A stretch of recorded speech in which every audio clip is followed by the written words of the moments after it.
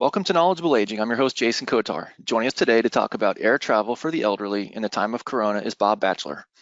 In 2007, Bob started his career as a flight RN and has previously worked as an independent contractor nurse in many of the ICUs, ERs, burn centers, and several of the specialty units in the Philadelphia area. In 2016, Bob officially launched Flying Angels, which has grown to include nurses and doctors worldwide who accompany patients who have medical needs on commercial airlines. How are you doing today, Bob? Hi, Jason. It's a pleasure to join you here on Knowledgeable Aging. Well, thank you so much. I'm looking forward to our conversation. Before we get started, Bob, for those that are joining us for the live webinar, I encourage you to type your questions in. Time permitting, we will do everything in our power to get your questions answered. So, Bob, let's get started. I'm going to talk about the status of domestic air travel as of today. What are we seeing as far as the number of people traveling? Well, according to the TSA, who monitors the people who go through airports, right now we're at about 25 to 35% of people traveling today that were traveling at the same time last year. So about a quarter to a third of people are traveling domestically, and internationally it's closer to 5 to 10% of the number of people who traveled last year are traveling this year. Also, what's been a big shift over the course of this year is where business travel constitutes the majority of the non-holiday travel.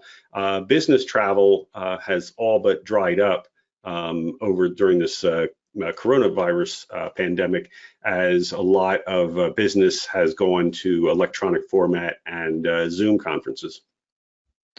So as far as what you're talking about, it's mostly a lot of the business travel has dried up. That is does correct. that include, so if we think about international travel, what is it looking like there? There's actually very, very little international travel. Again, maybe 5 to 10% of that, simply because the vast number of people traveling internationally were holiday travelers. And some business travelers, and obviously the business travelers, all the non-essential travel has gone away, and the same thing for vacationers. You cannot travel to Europe right now for vacation. Countries that had tourist visa requirements have simply revoked all of their tourist visas, so you just simply can't enter the country. So that's one of the reasons for the big shutdown. Right. So where can Americans travel internationally, Bob? Mexico is still allowing people to come in. Bermuda, some areas down in the Caribbean are allowing Americans to go. But for the most part, we are banned for leisure travel for most of the world. If you are going to Europe, for example, it does have to either be for business or essential travel. So if somebody's considering international travel, how do they find out whether or not they can actually get to their destination? Well, there's some terrific resources. What we do is we'll go to the State Department, the U.S. State Department, and they will provide terrific information on what the requirements are for getting into a country, whether you need a visa, do you need any special vaccinations to get in, and they will often have links to the embassy sites for the particular country, which again, anytime we're traveling internationally, we'll always go right to the government website for the country, because it's been very dynamic over the course of the last 6 months, where guidelines have changed on a weekly basis. 1 week you can get into a country, 1 week you can't get into a country. So it really, you have to just double check with both the U.S. State Department and the country's website to see what their requirements are at this time. Some countries are easing their restrictions. Recently, we had a company, somebody to Togo, Africa, and 2 weeks before that, we couldn't enter. At the time we traveled, we could enter, and you were required to provide a certificate of a negative COVID test. Plus, when you got to the country itself, they were giving everybody who entered a COVID test there at the airport. So it's safe to say, Bob, that people have to be pretty flexible. If they're thinking about travel plans, they have to continue to reach out to the State Department or the embassies to find out, because these things could change, as you said, when you're trying to go to Toga 2 weeks before. So you got to be pretty flexible. Right, and some of the guidelines are for almost all countries. All countries want you to quarantine for 2 weeks once you get there. So one of the cautions I have is you can go to a foreign country, but you're not going to be able to go out and do anything. You're pretty much going to be stuck in your hotel for 2 weeks. Yeah. I'd like to transition, Bob, if we could, to the safety of air travel. How safe is air travel in today's environment? Air travel itself is remarkably safe. I used to kid people years ago when I would ride taxis a lot. They would say, "Are you worried about getting killed in a plane?" I said, "No, I'm perfectly safe in a plane. I'm going to get killed in a taxi." Air travel is safer than it's ever been historically from a pure safety point of view. Airlines themselves are remarkably clean. Airplanes themselves are remarkably clean places. As a matter of fact, with the air filtration and the air circulation on modern airplanes, the air is often cleaner than you'll find in hospitals, and almost always cleaner than you'll find in your modern office building, simply because the air is recirculated, fresh air is brought in. The air is very, very dry in an aircraft, which is really not conducive to virus transmission. And also the way air, without getting too geeky, airplanes have what they call a laminar airflow. Air comes in from the top and goes out through the bottom. So you're not really being exposed to everybody in the airplane. You're being exposed to maybe people 2 or 3 rows around you. So the airplanes themselves are very safe. Now, the qualification on that is, much like my analogy with the taxi, I'm more concerned when I'm in the airport terminal and when people are getting ready to board the aircraft. If anybody has traveled in the last, during this pandemic, when they start boarding a plane, while they try to say, let's maintain social distancing, you're normally crowded as if you would be. So in the airports, they tend to be very crowded. Airlines are consolidating a lot of their gates. So what they may have is they may have 4 or 5 flights leaving from gates that are, 1 or 2 spaces away from each other. So you have a lot of people in a congested area in the airport itself. So that's probably your biggest concern. And they're doing a terrific job of cleaning the seats. So once you've made it onto the airplane itself, you're probably in good shape. Yeah, so I was going to ask you just expound on that a little bit. How likely are you to get sick, Bob? I mean, even though you said, as far as the air quality and the airplanes, et cetera, I'm just curious. Actually, there have been a number of studies that have come out, and the chance of contracting a virus while you're on the airplane itself is remarkably low. Okay. A study out of Germany, back in March, indicated very little transmission, and this was even before people were wearing masks. Now that you have a mask mandate on aircraft, which the airlines are adhering to terrifically, the odds of getting it on a plane are almost nil. I was going to follow up to that question about the mandate with regards to masks. That is across the U.S. for any domestic air carrier. So you have to assume if you're going to be in an airplane that you need to have at a minimum a mask. The airlines are all on their own. This is not necessarily a federal rule, okay, but it is maintained by all airlines. You need to wear a mask the entire time you're on a plane. Early on in this pandemic, people were trying to get away with, taking the mask off while they drank, and they'd make a glass of water last the entire flight. Now you can't do that anymore. And what's really scary is the airline, scary in a terrific way. I want to make sure we're clear here, is the airlines are banning people for life from their airlines, if they don't adhere to the policy. Now, I'm sure there's multiple warnings before that happened, but there have been any number of people who have been banned from Delta and American and United for refusing to wear a mask, and that's a lifelong ban. No, you can never fly on their airline again. So Wow. I think there's when I fly, see everybody's compliant, everybody's wearing a mask. People are being very obliging and following the flight attendants instructions. I'd like to take a step back. You mentioned the air terminal. That's something I never thought about before. Mhm. Outside of what you typically know, which is the mask, social distancing, possibly gloves, do you have any recommendations for somebody what you kind of should be thinking about when you're in the terminal before you get onto the airplane? Well, you identified masks, and all airports have the mask mandates while you're in the airport. Okay. And my best advice to everybody when they're in the terminal is just be very cognizant of what you're touching.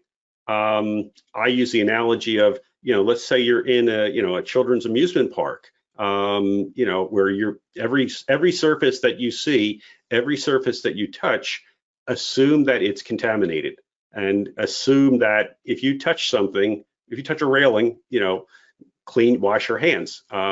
People should be carrying hand sanitizer with them. So if you inadvertently touch a surface, wipe your hands off. Back to the airline safety and the cleanliness of airports, I used to kid people, you don't need to worry about the air in the aircraft, but don't touch the tray table. For years, Yeah. anytime I got on an airplane, I always had a box of Clorox wipes with me. So before I sat down, I would wipe down the seat, and I would wipe down the buckle, and I'd wipe down the tray table, and people would look at me funny. Now they say, "Hey, do you have any more of those?" Yeah.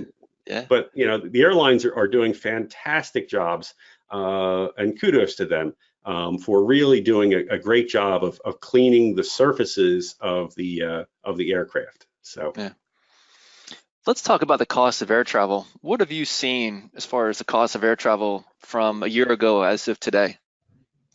Well, the cost of air travel has really decreased over the course of the last number of months.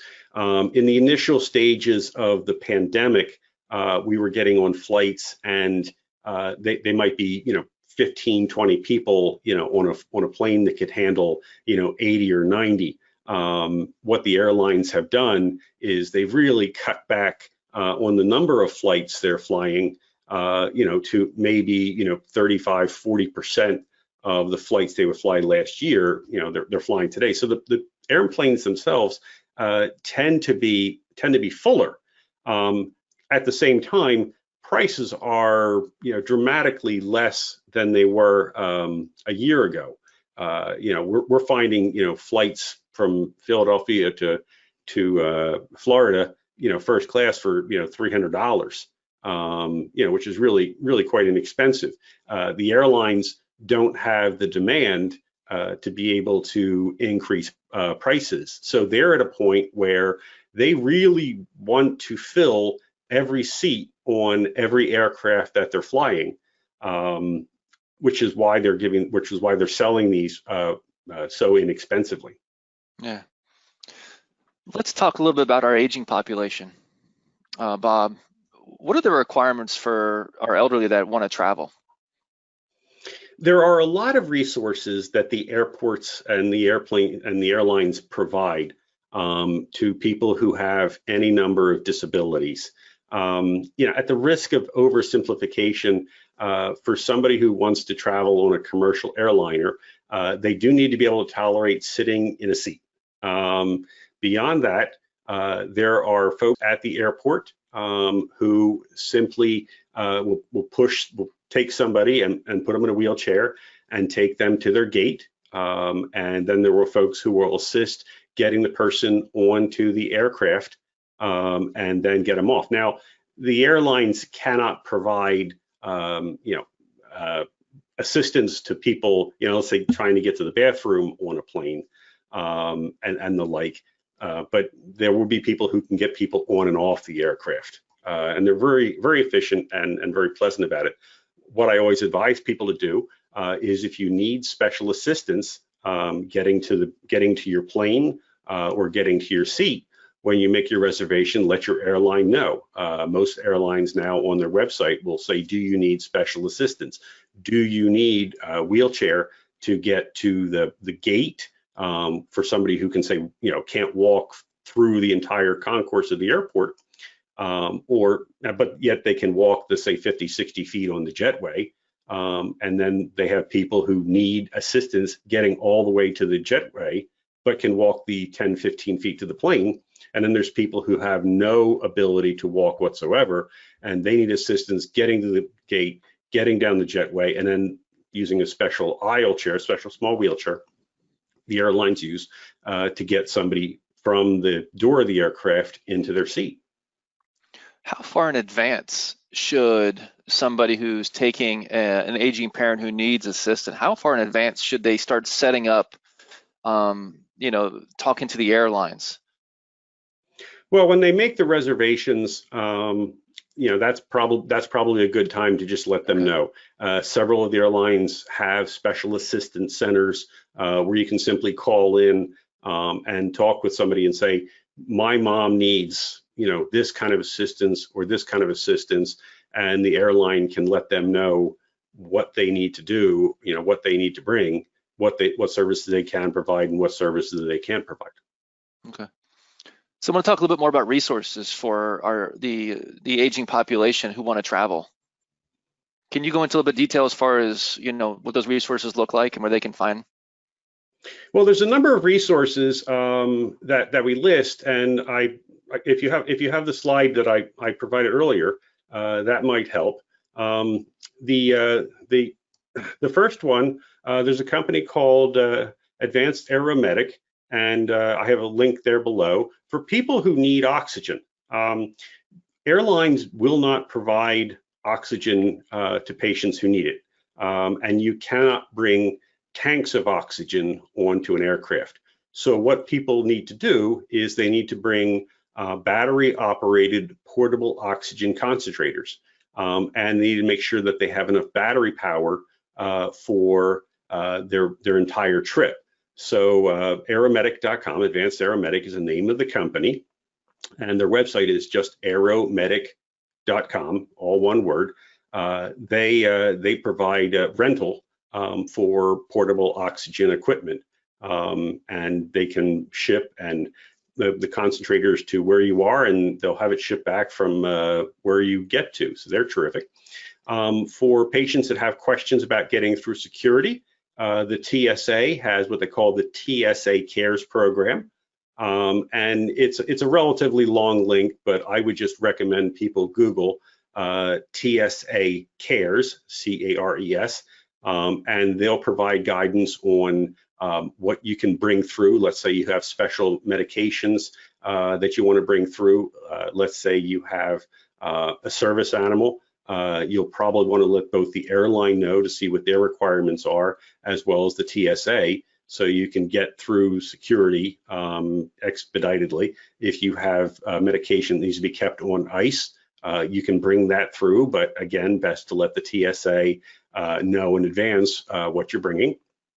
And there's also an organization called the Aging Life Care Association, which is aginglifecare.org. all one word, aginglifecare.org, and they are care managers who manage folks who need extra care and serve both as advocates and the coordinators of care that they would need.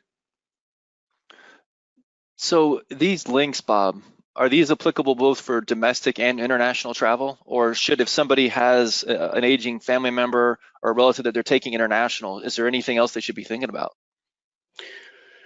I would always recommend checking with the embassy of the country that you're going to go to. Okay. The resources that I listed below are pretty much for domestic travel.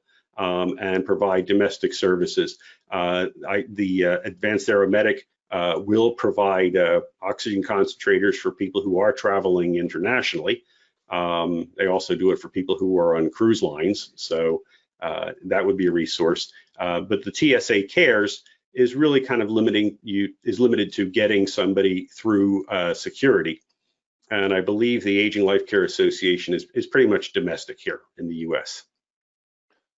You and I were having a fascinating conversation off air before we got on, and we were talking about kind of how things have changed or evolved in the last, 6 to 8 months. I wonder if you could maybe talk a little bit about that as far as what you're seeing with your company and assisting aging individuals across the United States and across the globe.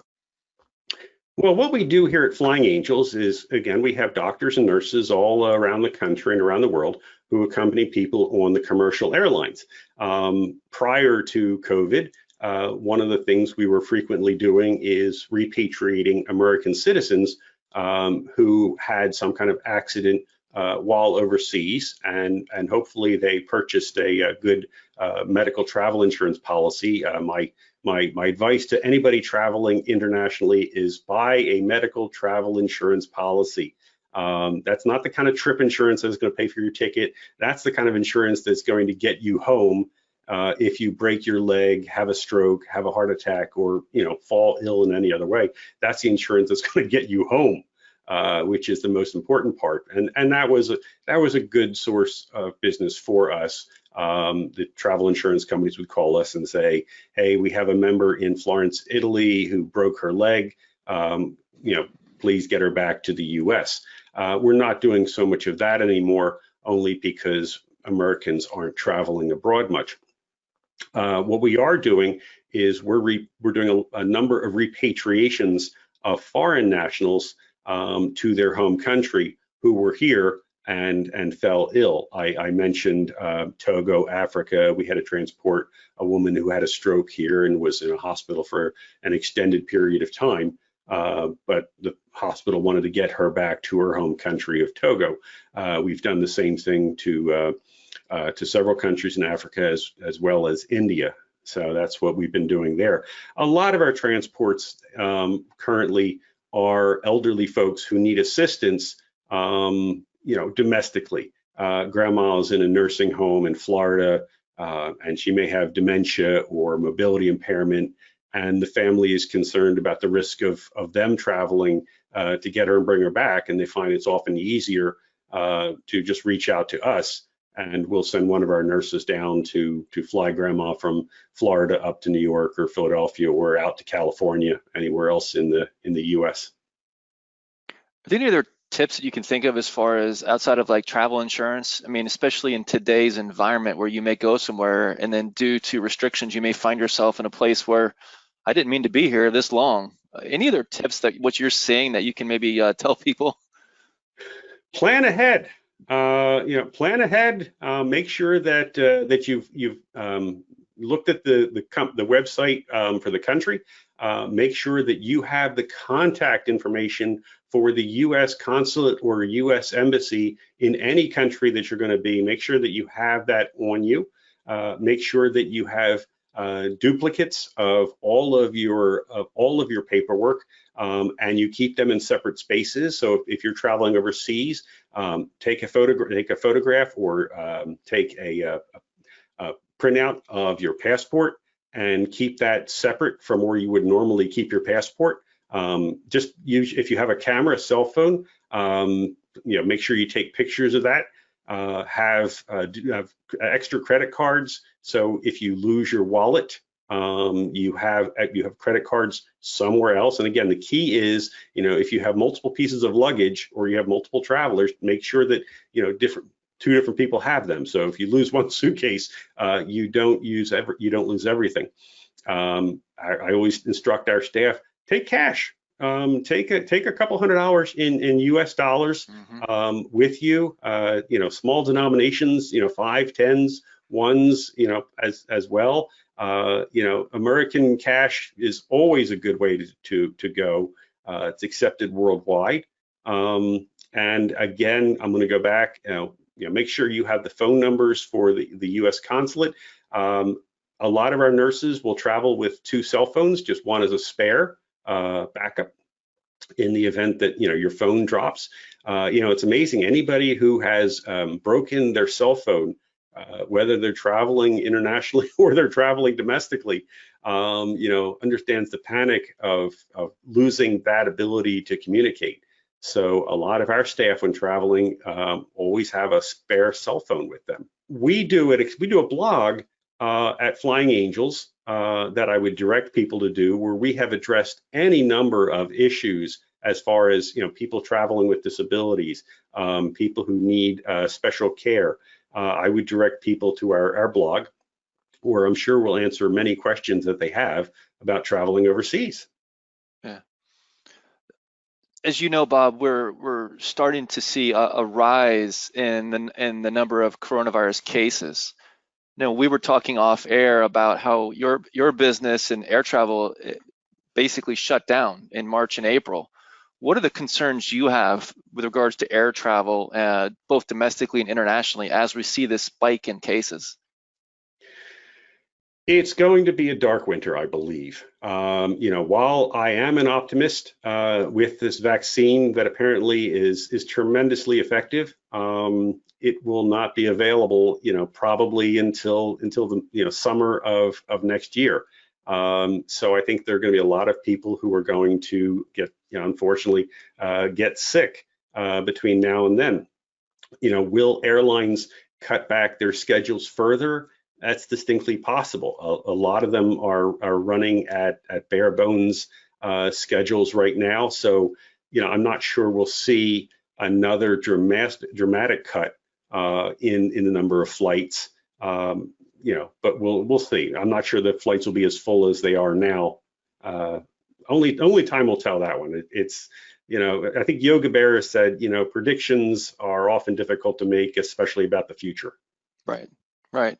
So one more bit of advice for you, as far as we know, it's been on the news about the potential vaccine. What are you telling a lot of your staff and the individuals that you're transporting, as far as between now and then? Is there anything that you're on the lookout for? Be diligent. One of the nice things about this vaccine on the horizon is now we know how long this is going to last. This is not a pandemic that we're worried about in the next 10 years. This is not something that we need to dread. The light is at the end of the tunnel. All we need to do is, realize you need to stick it out for the next 6-7 months. Take your precautions. I was mentioning that our family Thanksgiving is going to be on Zoom. The same thing with Christmas. We know next year that, maybe we'll do it in person. Maybe we'll like doing it on Zoom better and just stick with that. So that would, that just stick with it for the next 6 months. Wear your mask, use your hand sanitizer, practice social distancing, and we'll get through this. After the pandemic of 1918, 1919, they had the Roaring 20s and people had an awful lot of fun. So you don't want to miss the Roaring 20s this time. Right. Now, as far as air travel, once again, like you said, just be flexible, right? When it comes to your travel until, the virus comes in, or not the virus, until the vaccine comes around. So just be flexible, do your research. Don't just assume anything, assume things could change. Take nothing for granted. You're right about being flexible. Again, as we were discussing, foreign countries, rules are changing and they change on a weekly basis. So you need to understand, what is the rule this week may not be the rule next week. They may lock things down. They may relax things. You're just going to have to see. Right. Very good. Well, thank you, Bob. So how can people find you? Well, I would say that they can find us at Flying Angels, and our website is www.flyingangels.com, FLYINGANGELS.com. But what I would recommend and actually prefer is people just Google Flying Angels. See what other people have said about us. I can talk for hours about what we do, but I would rather, hear from the people who we have served in the past and see what they have. I'm putting my contact information as well as links to our Facebook site and my Twitter handle and my LinkedIn will be posted below. But if you Google Flying Angels or you Google Bob Bacheler, just spell my name properly with an ER at the end. Pretty easy to find. Right. And I'll just go ahead and just give out your email, if you don't mind. It's BBACHELER at flyingangels.com. And the office number there is 610-228-4667. I will say your website is a nice resource, the blog especially for individuals that are thinking of traveling. So that is a very nice resource. Regarding knowledgeable aging, so this webinar will be on our YouTube page. We update our YouTube page about 5 to 6 times a week, so I encourage you to go into YouTube, type in knowledgeable aging, and subscribe. You also will find us on our podcast. We're on Spotify, Apple Tunes, etc. So there's many ways to find knowledgeable aging information, whether it's on a webinar or on a podcast. Till next time, I'm your host, Jason Kotar, and this is Knowledgeable Aging.